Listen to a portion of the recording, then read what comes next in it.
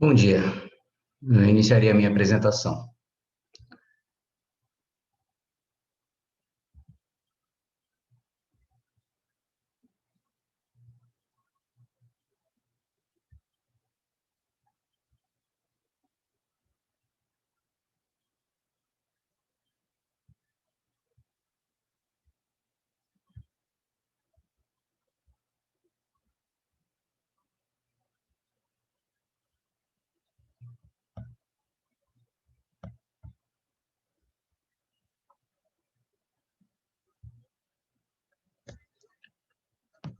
Muito bem.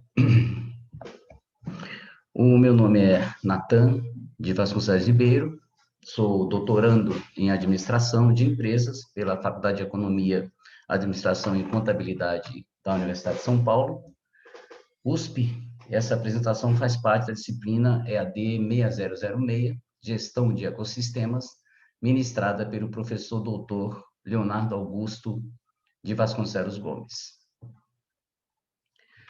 Muito bem, hoje eu farei uma apresentação sobre o artigo intitulado Integrating Research on Interorganizational Networks and Ecosystems. Traduzindo, integrando a pesquisa de redes interorganizacionais e ecossistemas. O artigo foi publicado em 2020 na Academy of Management Annals.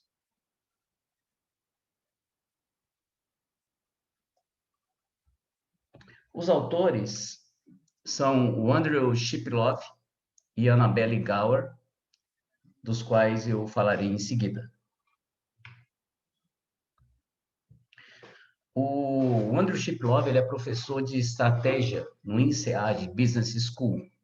Suas áreas de atuação são teoria da organização, alianças estratégicas, redes e economia de transição. Ele leciona estratégia competitiva, alianças estratégicas e inovação de valor, que é a estratégia do Oceano Azul, especificamente. Os 10 artigos mais recentes do Shiplove são de 2018 até agora. Ele foi autor ou coautor de pelo menos 10 artigos. Tá?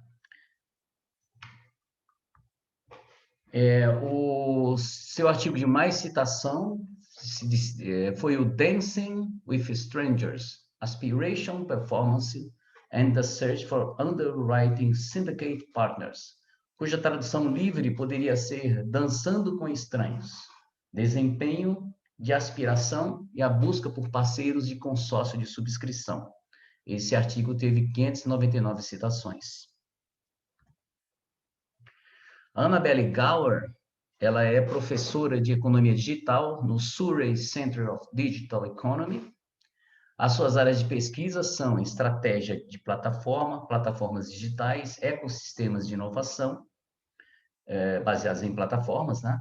E ela é autora de 30 artigos e 4 livros nas áreas de estratégia, ecossistemas e plataformas digitais. A sua produção acadêmica é vigorosa, tendo já publicado como autora ou coautora 6 artigos em 2021, o que dá uma média de 1 artigo por mês neste ano de 2021, que ainda não acabou. Né? Muito bem. O livro Platforms, Markets and Innovation, editado por ela em 2009, teve 2.662 citações, sendo a publicação de sua autoria mais citada. Dentre os artigos, teve 2.196 citações no artigo Platform Leadership, How Intel, Microsoft and Cisco Drive Industry Innovation. Ou, traduzindo, liderança de plataforma, como a Intel, Microsoft e Cisco impulsionam a inovação da indústria. Esse artigo foi publicado junto com o Michael Kuzelman e teve, até agora, né, 2.196 citações. O journal, o periódico onde foi publicado o artigo, é o Academy of Management Annals. Ele é um periódico americano de alto impacto, com 2 publicações por ano.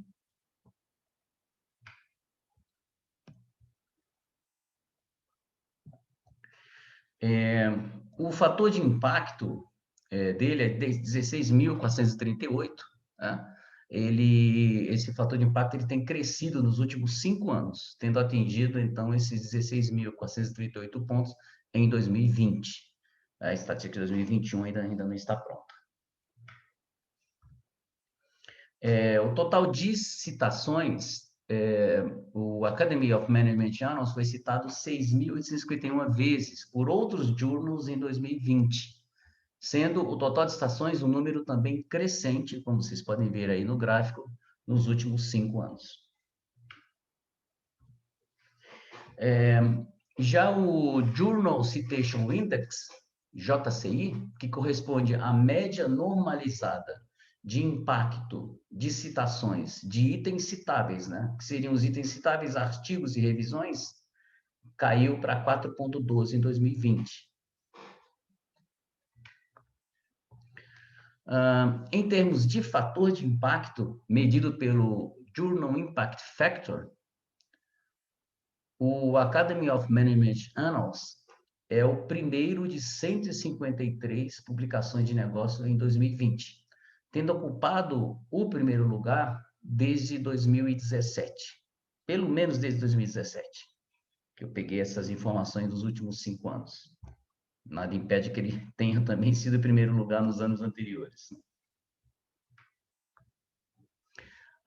Já com respeito a publicações de management, gestão, a Academy of Management Annals caiu em fator de impacto para o segundo lugar, de 226 em 2020, porém ele veio ocupando a primeira posição nos últimos 4 anos. Tá? E aí, vamos dizer, aqui estamos falando de publicações de gestão. Já com relação às citações, medida pelo Journal Citation Index, o Academy of Management Annals, ele ocupa o primeiro lugar desde 2017 entre as publicações de negócio. Esse mesmo primeiro lugar acontece entre as publicações de gestão, com o Academy of Management Annals mantendo essa primeira posição aí desde 2017.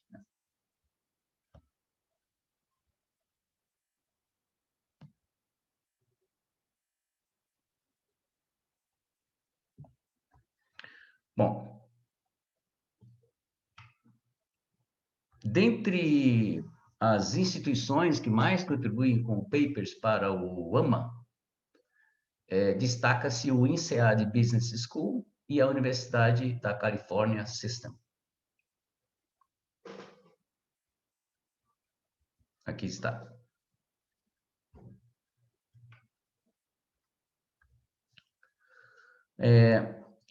Estados Unidos, Inglaterra e Canadá são os países dos quais mais saem publicações que contribuem com esse periódico.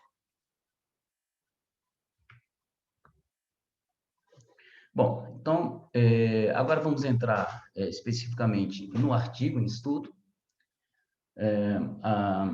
As organizações, elas estão simultaneamente inseridas em redes e ecossistemas interorganizacionais, ou seja, ecossistemas de organizações, né? Embora a pesquisa em redes e ecossistemas seja desenvolvida isoladamente, são escolas diferentes, nesse artigo, os autores destacam as semelhanças e diferenças entre redes e ecossistemas, enquanto buscam auxiliar na pesquisa em rede organizacional, e eles também fazem sugestões sobre a pesquisa em ecossistemas, que é uma área florescente, né? E também nova. Esse diagrama aqui, ele apresenta os 9 capítulos que dividem o artigo. Tá? E no final, nós apresentamos algumas críticas ao artigo, formuladas pela colega Aruana Luz, que me ajudou aqui nessa apresentação. Bom, as organizações, elas são vistas como sistemas abertos, à medida que dependem de um ambiente externo a elas para sobreexistirem. redes e ecossistemas são duas manifestações distintas de como as empresas lidam com essas dependências. Enquanto os atores de um ecossistema não necessariamente apresentam relações contratuais, as redes são caracterizadas por relacionamentos interorganizacionais, formalmente estabelecidos. Então, a pesquisa de redes, ela se concentra nas relações interorganizacionais, as relações entre as organizações. Enquanto que a pesquisa de ecossistemas, ela parte da oferta focal. O que seria a oferta focal? Carro elétrico, smartphone, o aplicativo de software, né? E não da empresa focal ou da aliança, né? Então, nos ecossistemas, os atores externos são vistos mais como complementadores e não como fornecedores de uma cadeia de suprimentos. Acreditando, então, que insights criativos surgem na interseção de duas ou mais áreas de conhecimento, os autores eles aplicaram a lente de redes organizacionais e toda a vasta literatura que existe de redes organizacionais para desenvolver uma compreensão mais sistemática a respeito dos ecossistemas.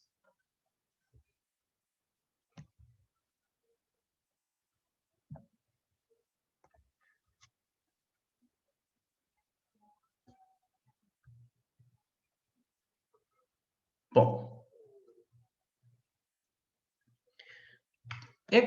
tanto ecossistemas como redes, eles compartilham, né, da mesma perspectiva sobre organizações, no sentido de que as organizações elas operam como sistemas abertos e navegam em cenários econômicos e tecnológicos em conjunto. Esses cenários econômicos e tecnológicos, eles apresentam interdependências em diferentes pacotes de recursos, mercados ou tecnologias. Esses pacotes de recursos, mercados e tecnologias estão, pelo menos parcialmente, sob controle, eles pertencem a outras organizações. Assim, as empresas precisam interagir com elas para ter acesso a esses recursos, mercados ou tecnologias. Então, as interdependências, por sua vez, elas podem ser criadas, aprimoradas, né, como resultado da ação coletiva das organizações ou do desenvolvimento tecnológico, e também elas podem desaparecer se elas não forem mais necessárias, né? Que é o caso da obsolescência de recursos, mercados, tecnologias ou suas combinações.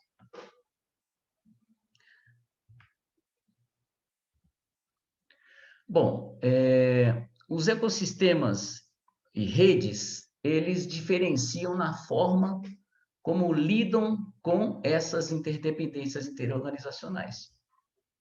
Os ecossistemas, eles apresentam complementariedade multilateral, ou seja, o valor da produção de uma organização depende do valor da produção de outra organização. Existe uma complementariedade. Os ecossistemas também apresentam complementariedade não genérica, ou seja, os produtores precisam coordenar seus investimentos para que uma oferta conjunta tenha valor.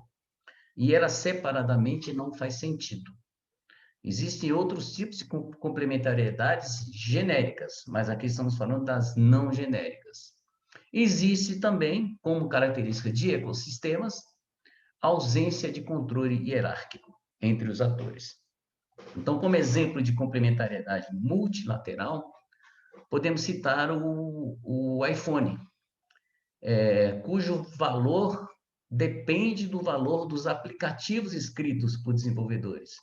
E os aplicativos escritos pelos desenvolvedores dependem do valor do iPhone. Então, o valor de um depende do valor de outro. A oferta isolada de cada um deles não faz sentido. E dando um exemplo interessante aí de complementariedade genérica, podemos pensar na combinação de água quente, saquinho de chá e xícara de chá para se beber um chá, para se tomar um chá. Eu preciso de água quente, eu preciso do saquinho com chá, eu preciso de uma xícara. Tá? É preciso esses três itens estarem juntos, né, para se beber um chá. Mas a complementariedade deles é uma complementariedade genérica, porque os fornecedores de água, de chá e de xícara, eles não precisam coordenar os seus investimentos para que a oferta do chá se materialize para o consumidor. Né? Isso não ocorre, por exemplo, com a plataforma do iPhone. Né? Ela precisa se coordenar com os desenvolvedores, né? E os desenvolvedores precisam se coordenar com a Apple, né? Para que essa oferta conjunta apareça. Então, as redes, agora, isso é ecossistemas. Falando de redes, as redes, por sua vez, elas são caracterizadas pelas relações formais. Um exemplo é a joint venture, ou seja, a joint venture é um relacionamento interorganizacional no qual duas organizações fazem investimentos de capital e criam uma terceira entidade, uma terceira organização. Um exemplo é a joint venture entre a Renault e a Nissan, tá? Que criou uma entidade legal separada na Holanda para gerenciar esse relacionamento. Essa aliança, ela é contratual, né? Ela foi posteriormente fortalecida, como as joint ventures e como as redes são fortalecidas por conexões informais entre essas organizações. Por exemplo, ocorre uma troca frequente de funcionários entre a Nissan e a Renault. Tá? Outro exemplo de redes, né? Os consórcios que as empresas de construção civil fazem, por exemplo, para realizar uma grande obra, um aeroporto, uma estrada, um porto. Tá? Então, várias empresas separadas criam uma entidade em separado, que é um consórcio, né? Que inclusive ganha uma licitação, ou consórcio ganha uma licitação, esse consórcio é uma entidade à parte. Isso é uma rede. Tá? Essa figura, ela apresenta alianças formais, que são essas linhas, os tracejados contínuos, né, entre a Apple e outras empresas, para prover soluções de cibersegurança para empresas que usam produtos da Apple. Então, a Cisco fornece o hardware, e aí eu tenho o link aqui com a Cisco, tá? Um traço contínuo. A Alliance, ela garante os riscos, né? É uma empresa de seguros, e a AON faz uma avaliação, fornece serviço de avaliação de risco. Tá? Então, essas três empresas já têm alianças formais contratuais com a Apple. Por outro lado, nenhum dos desenvolvedores de aplicativos, eles têm alianças formais. Por isso que as linhas são tracejadas entre eles. Tá? Não tem essa aliança formal com a Apple. Apenas a exigência de aderir ao termo genérico do programa de desenvolvedores. Já por outro lado, a Office Depot, que está aí apresentada, ela está representada na figura sem linha contínua e sem linha tracejada, para mostrar que ela vende produtos para outras empresas, por exemplo, papel para impressora, né? Porém, ela transaciona ativos genéricos. As outras empresas não precisam se coordenar com a Office Depot para a oferta de papel para impressora. Como são ativos genéricos, ela não pode ser considerada pertencente nem à rede e nem ao ecossistema. Tá? Ele é apenas um mero fornecedor comum dessas empresas. Bom, a partir desse ponto, os autores eles estruturam para a pesquisa em redes e para a pesquisa em ecossistemas as definições, questões-chave de pesquisa, unidades de análise, as variáveis típicas que devem ser consideradas, os mecanismos estudados e as fontes de dados qualitativos e quantitativos utilizados. Tá? A teoria de redes, ela está interessada em saber o que acontece com o ator econômico localizado centralmente na rede. Tem a empresa como unidade de análise. O foco é a empresa. O foco pode ser a empresa, também pode ser a DIAD, né, como já vou falar. Ela estuda como as empresas constroem ou anulam relacionamentos formais. A teoria de redes explora as consequências de desempenho de posições das organizações na rede. Tá? E esse estudo, inclusive, como vão ver, pode ser muito utilizado em ecossistemas. Já na teoria ainda falando de teoria de redes, das redes, essa é a teoria de rede. A teoria das redes, né, que é diferente da teoria de redes. A unidade de análise já é a rede, não é a empresa, é a rede em si como um todo. E aí, os estudiosos de teoria das redes estudam os processos que determinam as estruturas que a rede possui, como as redes surgem, né? Por que elas possuem essas estruturas? Nós vamos falar de algumas estruturas de rede também aqui no artigo. Né? A teoria das redes, não teoria de rede, a teoria das redes também estuda as propriedades das redes e como essas propriedades influenciam na produção de resultado. Né? A geração de resultado, a geração de valor, existem estudiosos que estudam como que as propriedades das redes afetam a produção de resultados. Então, isso é o estudo de a pesquisa em redes interorganizacionais. Então, aqui o quadro ele mostra um resumo da pesquisa em redes interorganizacionais. Tá?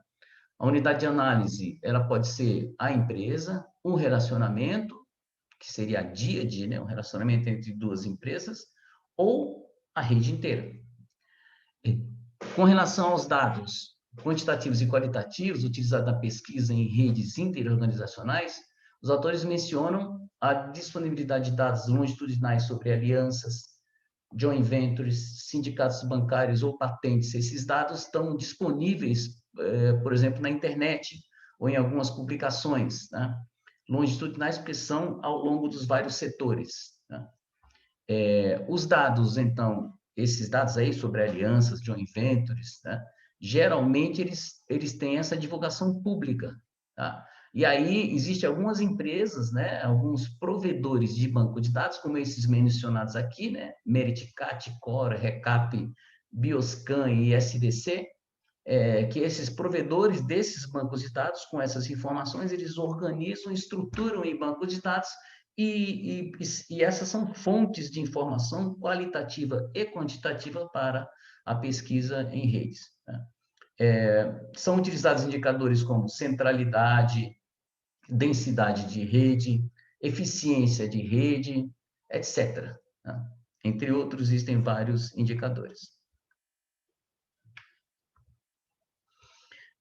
Já a pesquisa em ecossistemas, a unidade de análise muda. Ou é o ecossistema como um todo, a exemplo do estudo da rede como um todo, ou é a sua oferta focal. E aí, aqui, os temas estudados são inovação, necessidades do cliente, colaboração, competição, e a co-opetition, né? Que é colaboração e competição juntos, e a coevolução, que é o processo pelo qual as entidades tornam-se enredadas, né? Amarradas em um contínuo ciclo de mudanças. E essas mudanças são interdependentes, porque uma atualização em uma complementariedade, né, afeta os outros atores do ecossistema. Então, existe uma coevolução onde existe essa interdependência de mudanças. A pesquisa em ecossistemas, segundo os autores, foca nesses tópicos que eu mencionei. Com respeito à gestão,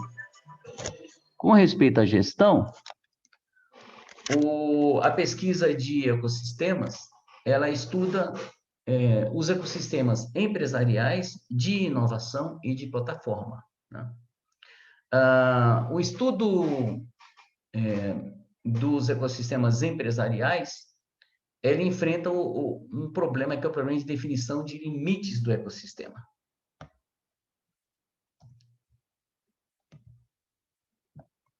Definição de limites do ecossistema. Por quê? A maioria das empresas hoje habita ecossistemas que estendem além das fronteiras da sua própria indústria, do seu próprio setor. Tá? De forma que o destino de organização não depende apenas, o desempenho, né, de uma organização não depende apenas do desempenho do seu setor, mas de outros setores. Então, definir o limite do ecossistema é mais fácil definir limite de redes do que limite de ecossistema por essa característica, né? Então, definir com precisão o escopo, os limites do ecossistema é uma tarefa quase impossível, já que ele pode se expandir aí por vários setores. Tá? No caso do estudo da pesquisa de ecossistemas de inovação, ela não enfrenta muito essa dificuldade de definição de escopo, uma vez que essa vertente de pesquisa se concentra na proposta de valor focal.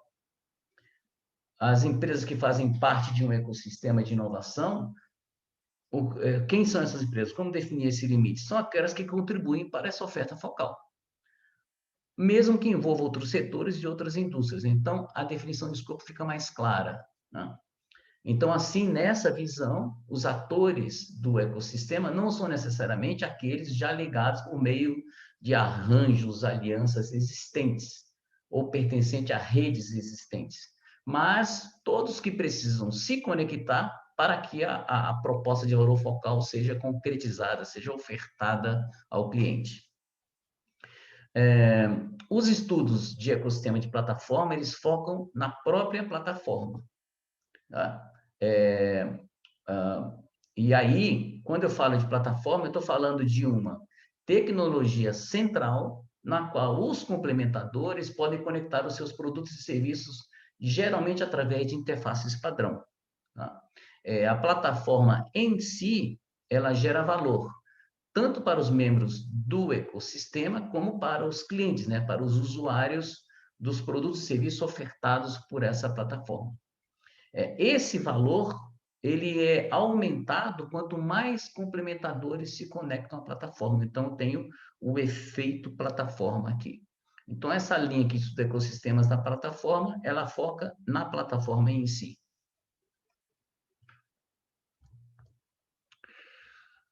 Bom, os autores eles apontam elementos ou características únicas de ecossistemas, né?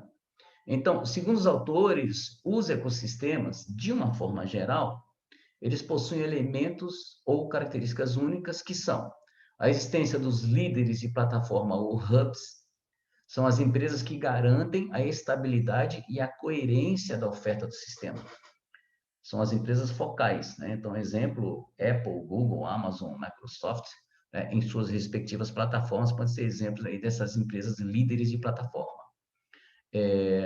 Também uma característica única é que existe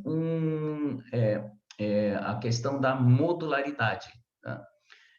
Ou seja, os ecossistemas eles apresentam uma maior ou menor modularidade, que é uma característica tecnológica que permite que diferentes componentes de um sistema tecnológico eles sejam projetados e fabricados, né? Essa modularização, né, que envolve padronização e interconectividade, são elas que permitem que diferentes fornecedores ou fabricantes, né, produzam esses componentes, esses módulos, tá? E que e seja garantida a interconectividade entre eles.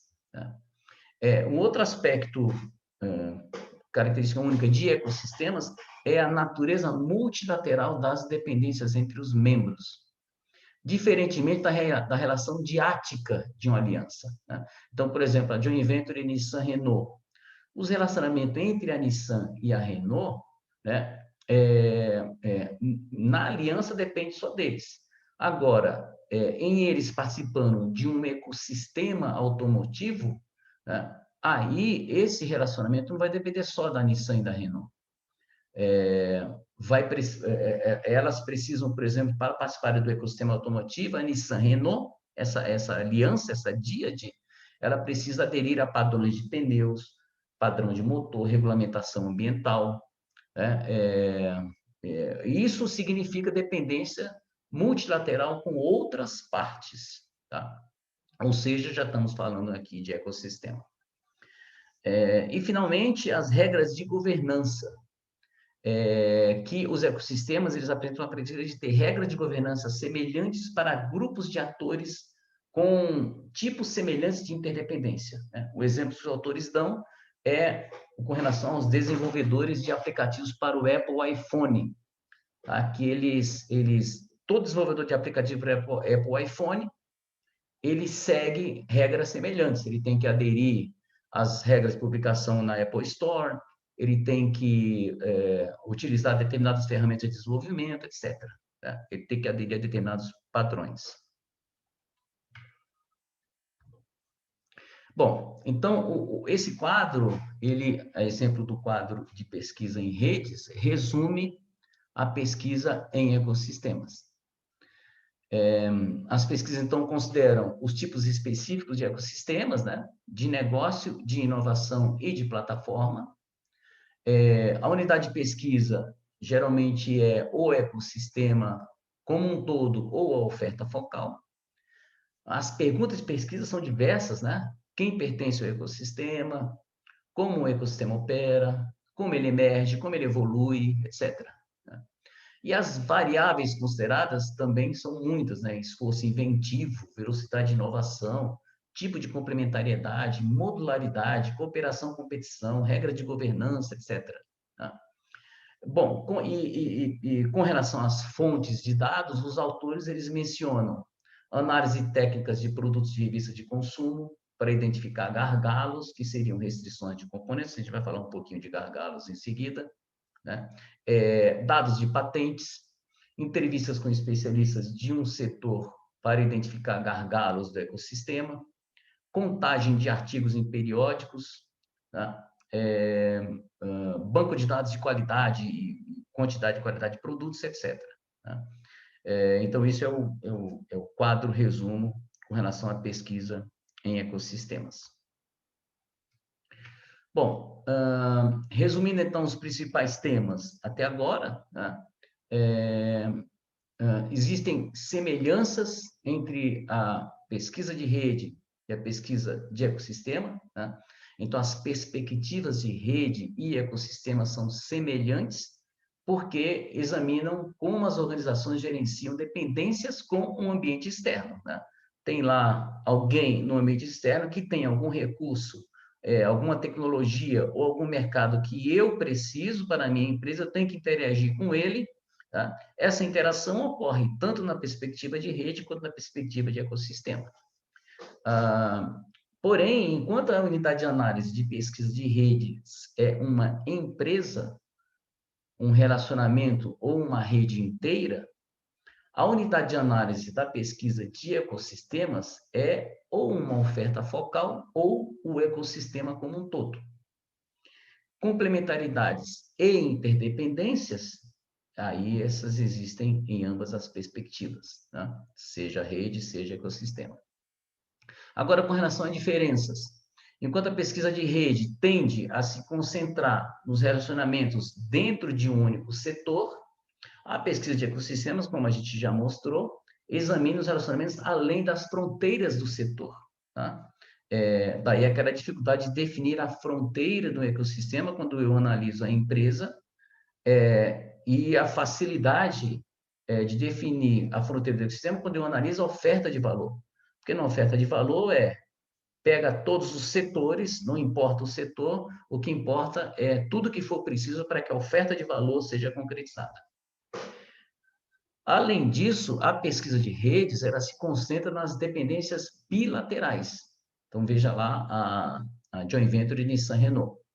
Identifica confiança, normas sociais, transferência de informações e sinalização para gerenciar essas interdependências bilaterais. O exemplo dado foi a troca de funcionários entre a Nissan e a Renault.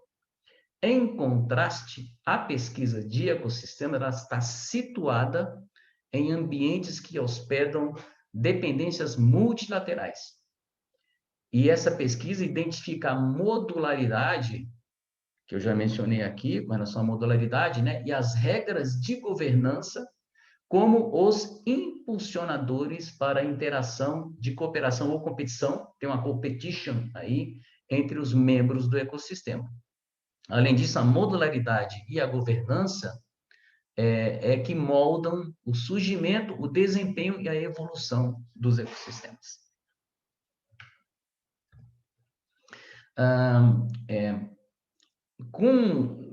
Os autores mencionam uma tentativa de integração entre, vamos dizer, a literatura de rede e a literatura de ecossistema. Tá? E aí, para ilustrar aí os vários caminhos possíveis para a integração entre a pesquisa de redes interorganizacionais e a pesquisa de ecossistemas, eles apontam como exemplo, né, 3 estudos. Né? Um estudo que é do Ansari, Garudi e Kumaraswamy, de 2016, que eles mostram que as alianças elas podem ser usadas para desestabilizar os ecossistemas estabelecidos, né, nessa pesquisa. No outro artigo de Kapor e Lee, de 2013, eles demonstram que as alianças podem melhorar a saúde dos ecossistemas através da construção de confiança suficiente para que eles possam investir em novas tecnologias. E, finalmente, os autores citam o trabalho de Furi e Shiplov, do próprio Shiplov, um dos autores desse artigo, 2018, né, que mostram que as alianças entre organizações podem ajudá-las a construir novos ecossistemas. Tá? Então, ele pegou o tema aliança, tá? Que é mais característico de rede, tá? E estudou como que as alianças formais entre organizações ajudam na construção de novos ecossistemas, né? Isso é um bom exemplo da junção das duas literaturas. Esses estudos, eles não mostram que uma linha de pesquisa é preferível à outra, tá? Mas, na verdade, que ambas as abordagens são possíveis, né? Juntar as duas é possível. Eles até recomendam, né, que seria até desejável combinar as duas linhas de pesquisa, né? Isso, lá no começo do artigo, eles mencionam que nas interseções entre os conhecimentos é que surgem novos conhecimentos, né? Então, eles até recomendam combinar essas duas linhas de pesquisa, porque os pesquisadores eles podem identificar processos específicos por meio dos quais redes e ecossistemas se relacionam. Bom, nesse ponto do artigo, os autores eles começam uma interessante aplicação de teoria dos grafos a ecossistemas. A teoria dos grafos vem lá da matemática, né? E ela pode ser usada, né, em ecossistemas a fim de auxiliar na descrição de um ecossistema. Também serve para prever a sua evolução, auxiliam nesse estudo, né? E também para identificar possíveis dispositivos estruturais de desempenho do ecossistema. Então, nesse sentido, os autores propõem o uso de sociomatrizes, né? Ou matrizes de adjacência, como principais inputs para a teoria das redes, tá? Bem como para a medição das posições dos atores nas redes ou nos ecossistemas. As linhas e colunas, então, essa sociomatriz teria linhas e teria colunas, né? Essas linhas e colunas representariam os componentes, por exemplo, de um ecossistema, como podem representar componentes de uma rede, né? Enquanto que as células, a interseção da linha com a coluna, ela contém a indicação de quais componentes são interdependentes entre um e outro. Então, se não tem interdependência entre um componente e outro, a célula fica em branco. Se tem um indicador dessa interdependência. Tá? No caso dos ecossistemas, as interdependências que interessam, tá, são as complementariedades não genéricas. Tá? Não é a complementariedade da água, do saquinho de chá e da xícara que interessa aqui. São as complementariedades não genéricas que já mencionamos. Então, portanto, a aplicação desses artefatos a ecossistemas dá origem às chamadas matrizes de complementariedade, porque essa matriz de adjacências, as adjacências são as próprias complementariedades. Então, as complementariedades, por sua vez, elas podem ser de consumo. O que é uma complementariedade de consumo? É quando os benefícios de consumir A e B juntos é maior do que a soma dos benefícios de consumir eles em separado. 1 mais 1 é maior que 2. Tá? E também tem a complementariedade de produção. A complementariedade de produção acontece quando os investimentos coordenados em, sei lá, um ativo C e um ativo D geram retornos mais altos do que os equivalentes não coordenados, ou seja, o cara investir separadamente em C e o outro investir separadamente em D. Ou então eles geram custos mais baixos, né? Um investimento em conjunto, o investimento coordenado dos dois, vai gerar custo mais baixo do que as empresas separadamente investirem separadamente nos seus componentes. Então, aí existe uma complementariedade de produção. Aqui também 1 mais 1 é maior que 2. Tá? Então, as complementariedades, elas podem também variar quanto à intensidade, ou seja, que os autores chamaram de força da complementariedade. Quanto maior for, por exemplo, uma intensidade de uma complementariedade de consumo, quanto maior for o benefício de consumir os componentes A e B juntos em relação ao seu consumo independente, maior deve ser o valor entre A e B, ou seja, essa célula na matriz de complementariedade assume um número, um valor maior. Até nas críticas que a Aruana fez,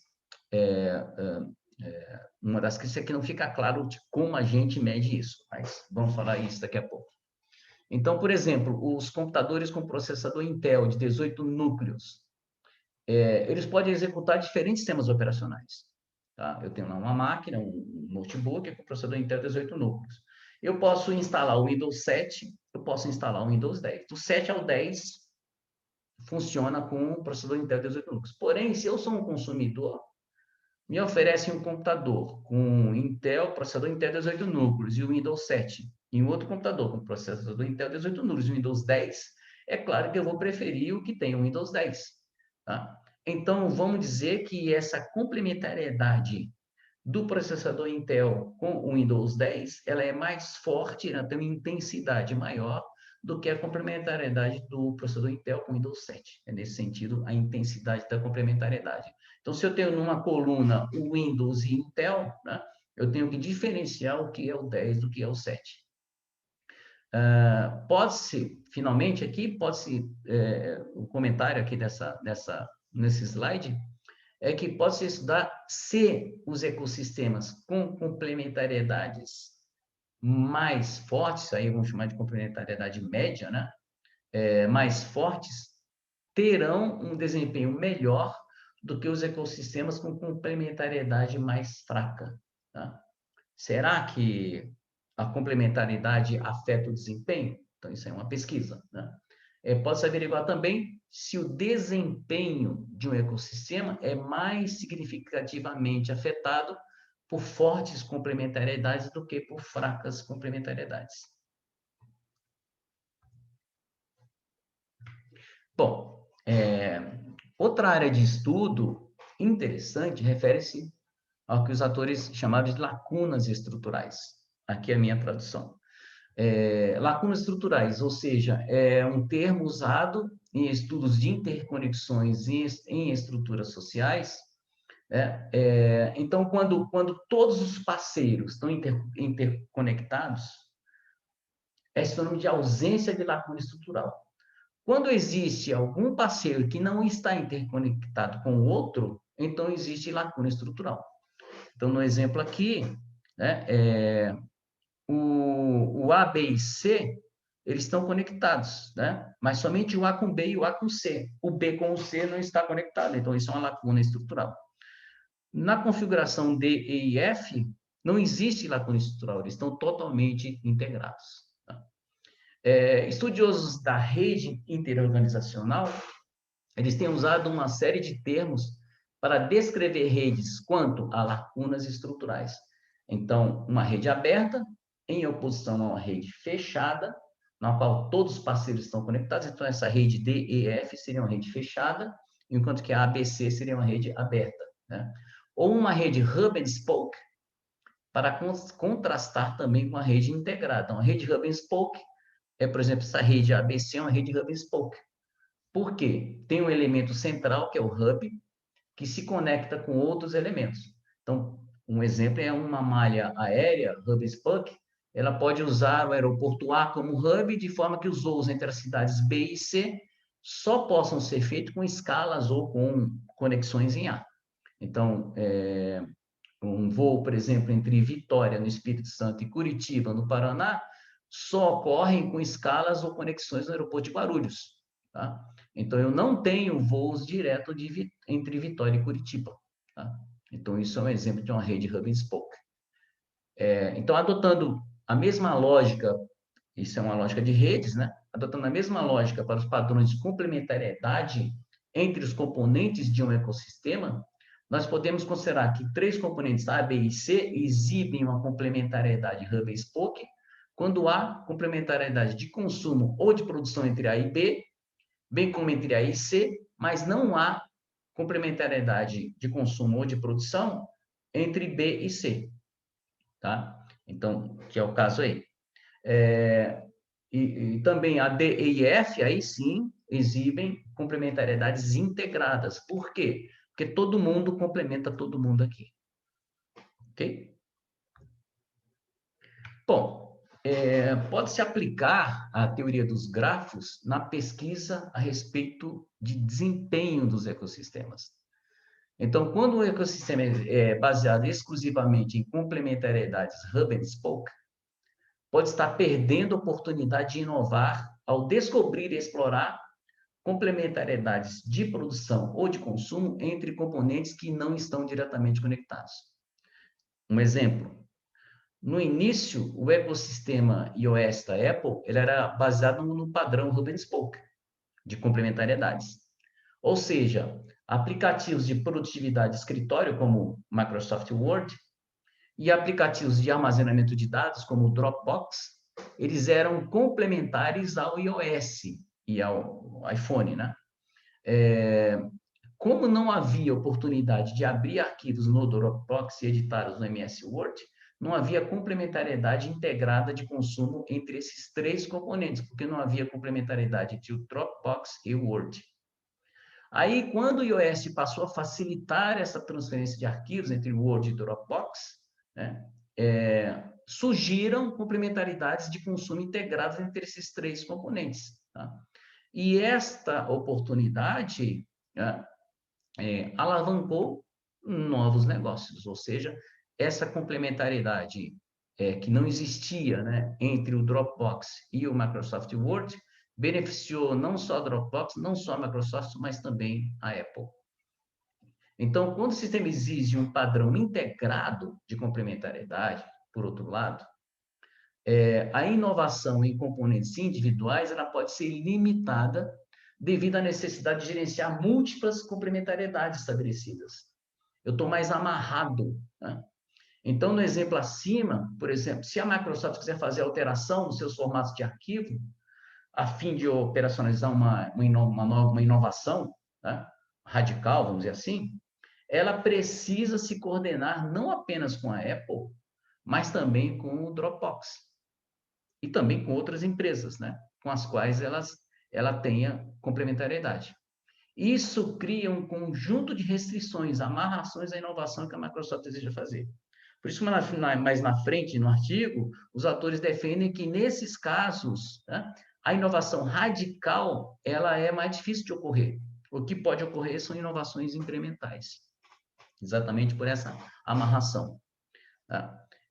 Então, existem oportunidades de pesquisa quanto ao aproveitamento das lacunas estruturais, que são essas não conexões que tem entre componentes, como oportunidade de inovação.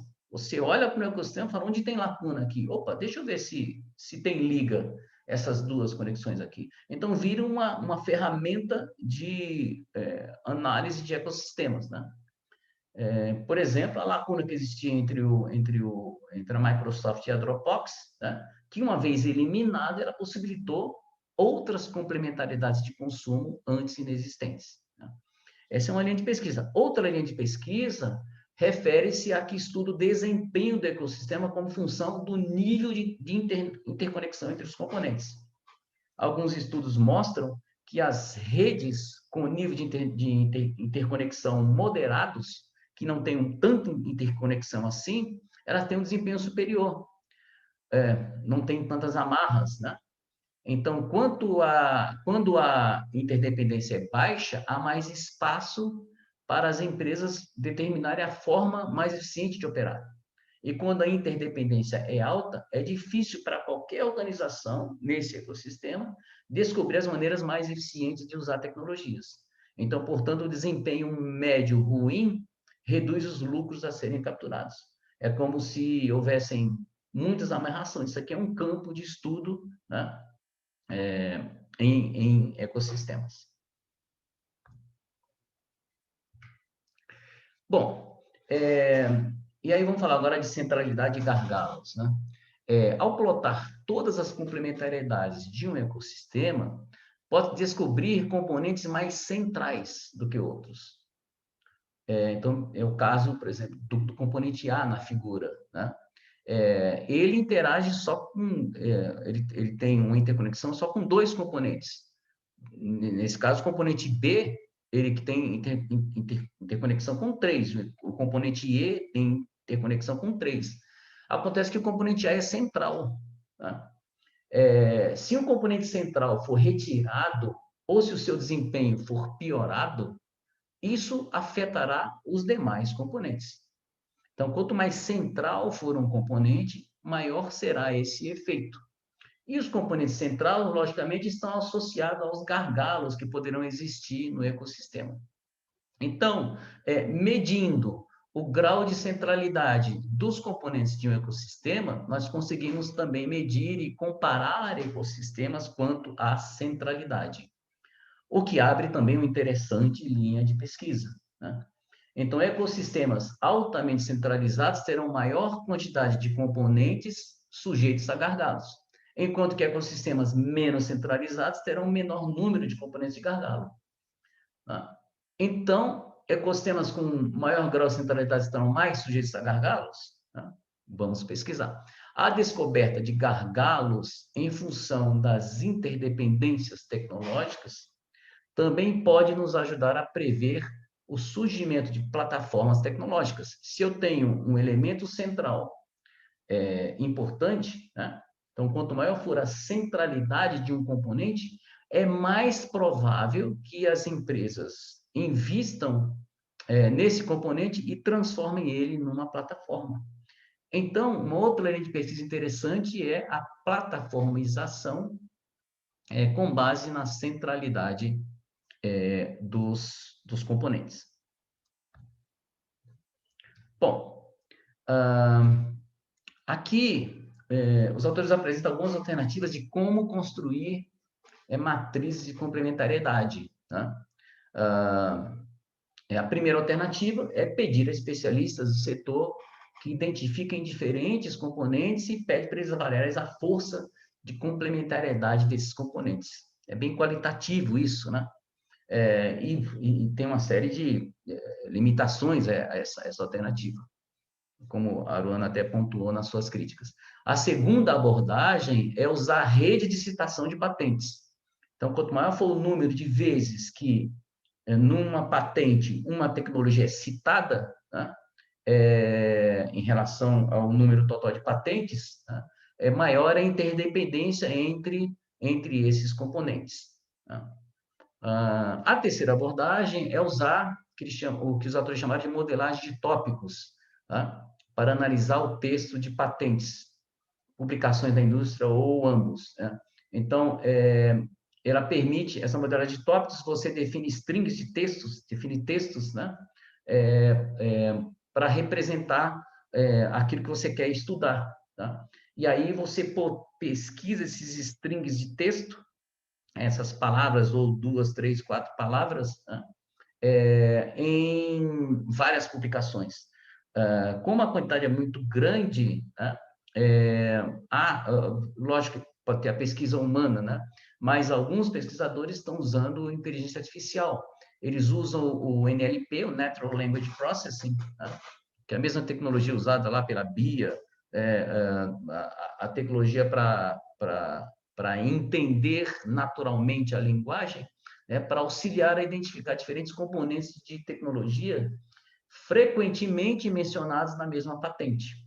Então, eu coloco lá uma aplicação de inteligência artificial, identifica alguns strings na patente, e aí depois tem uma plotagem, né, desses, para se ter para se mensurar, né, o grau de complementariedade, construir matrizes de complementariedade em determinados ecossistemas.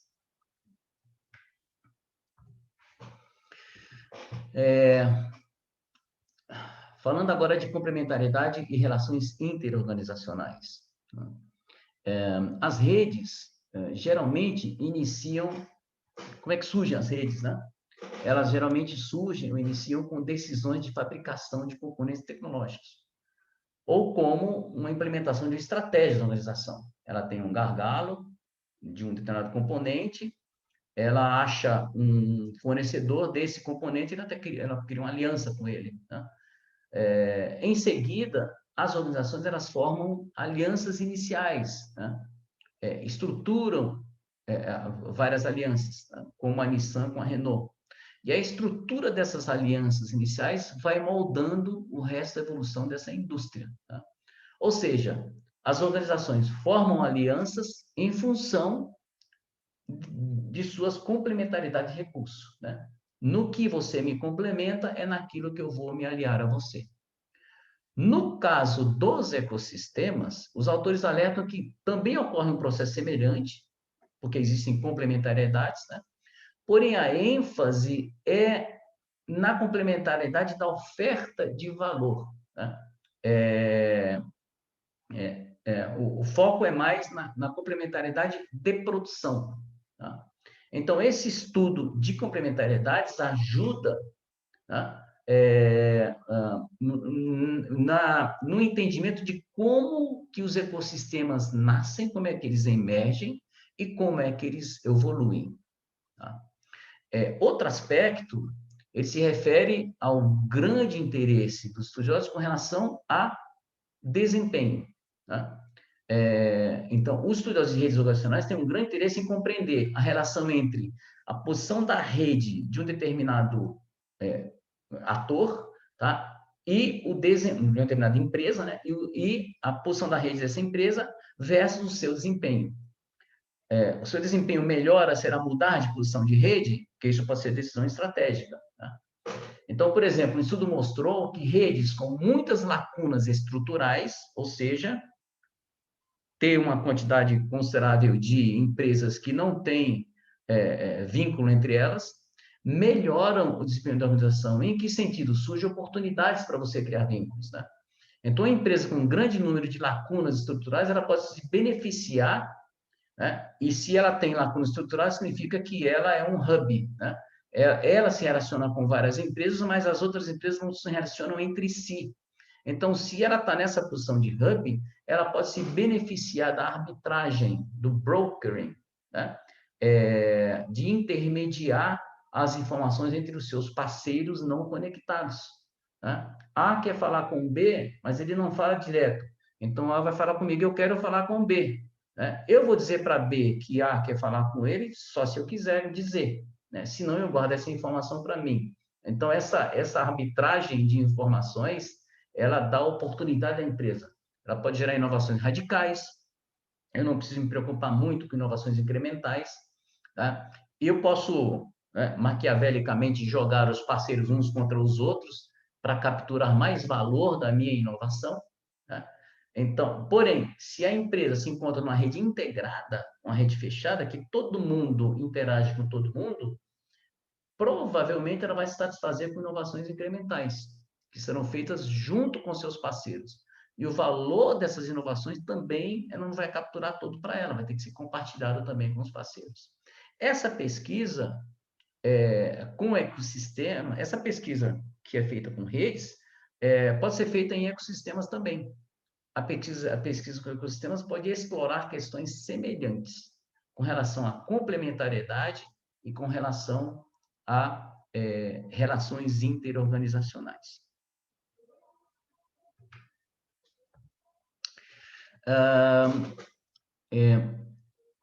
Ainda com relação a complementares e relações interorganizacionais, as empresas firmam alianças em redes interorganizacionais, né, ao mesmo tempo que participam de ecossistemas. Então, elas possuem estruturas particulares de rede, bem como participam de ecossistemas, onde os componentes exibem complementariedades hub and spoke ou integrada. Então, existe uma interseção interessante entre o aprendizado de rede e o aprendizado de ecossistemas, que é o estudo do efeito de diferentes combinações de redes e estruturas de ecossistemas no desempenho de uma organização. Então, essa tabela aqui, ela apresenta 4 possíveis cenários. Tá? Então, eu posso ter complementariedades num ecossistema hub spoke ou integradas, e eu posso ter a empresa participando de redes hub spoke ou integradas. Tá? Então, comentando a respeito de organização focal que se encontra no primeiro quadrante, o Q1. Essa empresa, ela tem flexibilidade para alterar as características do seu componente, uma vez que ela é um hub, detentor de complementariedades hub and spoke. Portanto, ela não precisa se preocupar com as interdependências entre os componentes dos parceiros, que seriam os spokes, tá? E ela. Desculpe, entre eles, entre os spokes. Tá? Isso abre espaço para operacionalizar inovações radicais. Além disso, como a empresa é hub numa rede de alianças que também tem essa configuração hub and spoke, permite que ela haja como um broker, como um intermediário, né? Capturando a maior parte do valor da inovação resultante. Um exemplo disso é na década de 90, a Microsoft, que ela usou essa estratégia hub and spoke ao formar alianças com a Intel e com a AMD, a fim de garantir um bom funcionamento do seu sistema operacional, Windows, em ambos os processadores. Tá? Então, se eu comprasse um computador com um processador Intel, o Windows desempenhava bem. Se eu comprasse um computador com processador AMD, o Windows também desempenhava bem. Tá? E como os chips Intel e AMD não tinham complementariedade entre eles, de consumo ou de produção entre eles, configurava-se uma complementariedade hub and spoke, né? A Intel complementava a Microsoft e vice-versa, a Microsoft tinha complementariedade com a AMD, mas a Intel com a AMD não tinha complementariedade. Além disso, a rivalidade entre a Intel e a AMD garantia também que eles não possuíam aliança nenhuma. Então, em termos de redes, eles também formavam uma rede hub spoke. Então, com a Microsoft, mais uma vez, sendo hub. A Microsoft tinha aliança formal com a Intel, aliança formal com a AMD, mas a Intel e a AMD não tinham aliança formal entre elas.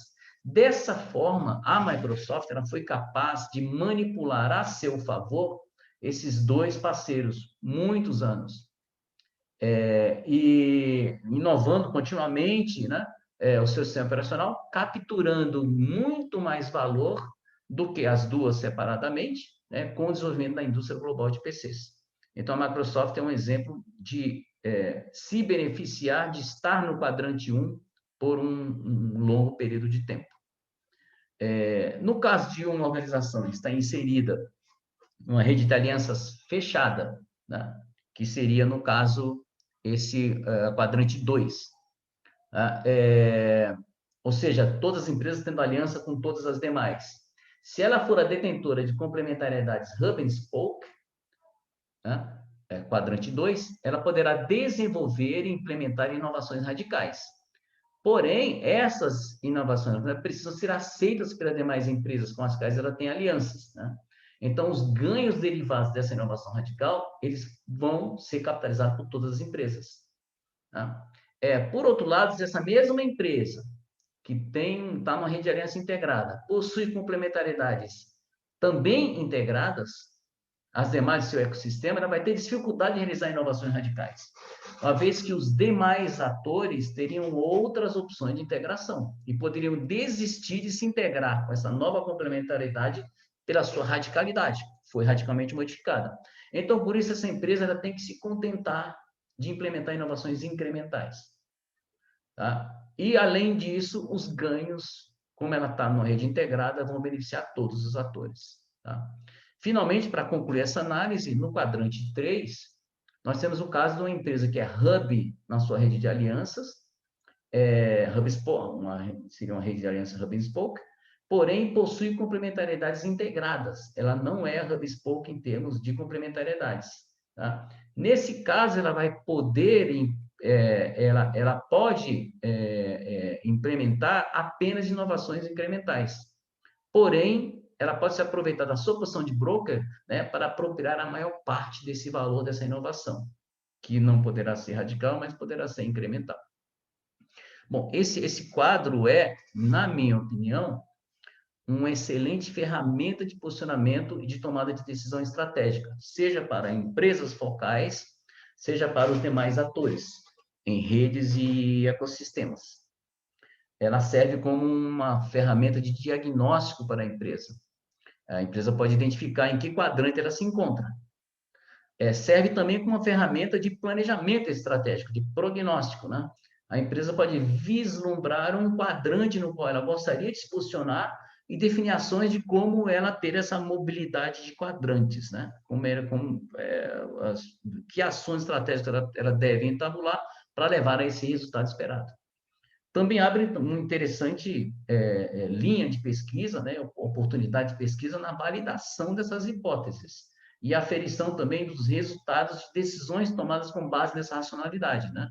Será que a empresa que migrou do quadrante 2 para o quadrante 1, né, ela realmente auferiu os benefícios que são apregoados por esse quadro? Né? É uma interessante linha de pesquisa. Bom, estamos chegando nas conclusões, né? E finalmente os autores, eles sugerem que os ecossistemas e as redes, eles não são separáveis das características das empresas que os povoam, né? Os autores estimam que as grandes corporações de bom desempenho provavelmente vão se aliar a empresas de bom desempenho, as quais tendem a não trabalhar umas com as outras, né? Elas tendem a ter uma relação, pelo menos, mais intensa com essa grande corporação. Isso caracteriza uma rede de alianças hub and spoke. Tá? Já as organizações de baixo desempenho, provavelmente vão ser lançadas, o que eu estou chamando a periferia do seu setor econômico. Tá? As grandes corporações vão recusar a aliança com elas, né?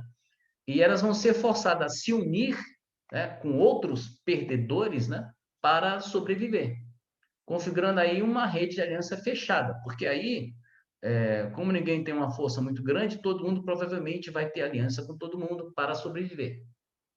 É como se um pegasse na mão do outro para sobreviver. Além disso, as organizações de bom desempenho, nas suas redes de aliança com outras empresas de bom desempenho, pode descobrir mais interdependências entre elas, né? Mais complementariedades de produção e comerciais, né? Colocando essa organização que fez uma aliança no centro do que parece ser um ecossistema. No caso das empresas de baixo desempenho, provavelmente elas vão estar, não vai ter muita liga entre elas, então vão ser deixadas para competir por conta própria, né? Dado que, nesse caso, existe uma ausência de condições para um ecossistema emergir, né? Não existe uma oferta focal comum. Logicamente, essas são mais hipóteses que precisam ser validadas. Bom, com relação às críticas ao artigo, aqui nós tivemos a colaboração da colega Arona Luz, que é também doutoranda em administração e também cursando essa disciplina. Então, a Aruana, ela destaca as seguintes críticas ao artigo. Bom, com relação à adoção dos usuários, né? No artigo, os autores não mencionam explicitamente sobre o papel que eles representam nesses ecossistemas ou redes. O usuário, o cliente, o usuário fica um pouco deixado de lado nesses estudos. Tá? Com respeito à profundidade das análises, né, especificamente com relação à análise de redes sociais, ARS, os autores comentam sobre como analisar complementariedades e gargalos por meio de IRS, mas ainda de forma superficial. Quais as contribuições das medidas de laços? Densidade, reciprocidade, betweenness, in degree e out degree para a literatura de ecossistemas. Né? Isso ficou em aberto. Também não ficou muito claro como que o pesquisador pode, de fato, fazer análise da complementariedade por meio de patentes. Né? Aqui seria um detalhamento maior. Né? Não ficou muito claro também como a literatura de ecossistemas e de rede aborda as rotinas e atividades das relações. Esse ponto não foi abordado no estudo, apesar de ser uma importante prática para regular os mecanismos de orquestração, que são importantes tanto em redes quanto em ecossistemas. Tá? A literatura de redes está bem mais avançada em mecanismos de controle, até porque é mais antiga, né? Tem muito mais estudos, muito mais artigos. Né? Então, ela está bem mais avançada em termos de mecanismos de controle para garantir os atores em suas posições. Como a literatura de ecossistema pode usar esse aprendizado para estruturar também mecanismos de controle agora nos contextos ecossistêmicos? Né? Então, essas são as principais críticas ao artigo. Bom, pessoal, este é o final da minha apresentação. Espero que tenham gostado. O slide a seguir apresenta as referências do que foi citado nessa apresentação, que é aqui. Né? Isso vai estar no slide. A apresentação está gravada. Né? Então, é isso aí. Muito obrigado. Até a próxima oportunidade.